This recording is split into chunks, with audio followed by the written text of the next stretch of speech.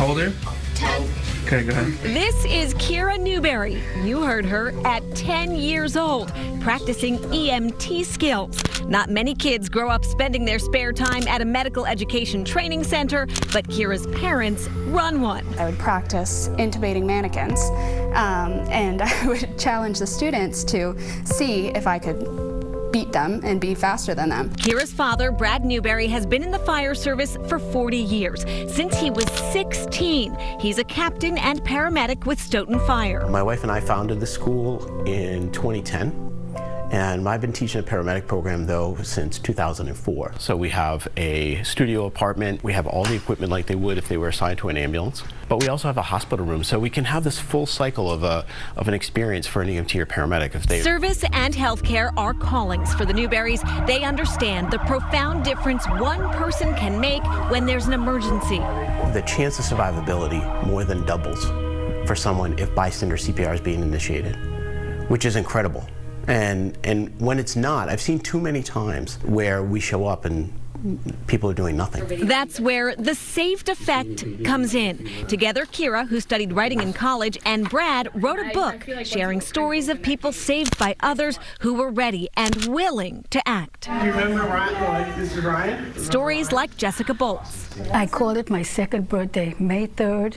2014. On that day, Jessica went to the Irish Cultural Center in Canton to watch a boxing match. Her heart stopped.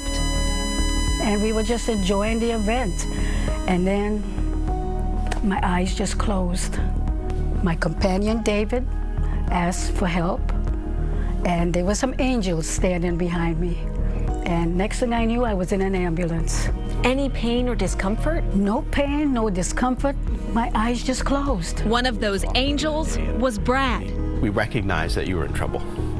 And so we were able to act right away. Each day I wake up, I thank God I'm up. I do things a little bit differently. You know, she's had 12 years since her cardiac arrest. She has 2 grandchildren she would have never met. So I have a grandson and a granddaughter, just the 2.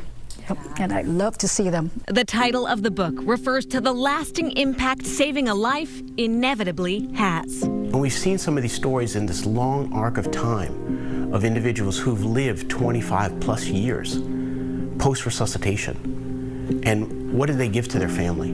They were there for their loved ones who needed them the most sometimes. There's an effect of acting and saving someone. And it doesn't take a first responder to do that. Just an ordinary person, and I say ordinary meaning they don't have to be superhero in any way. They just have to have some knowledge, a little bit of skill, and that willingness to move forward. Kira and Brad, as you might imagine, are big promoters of learning CPR.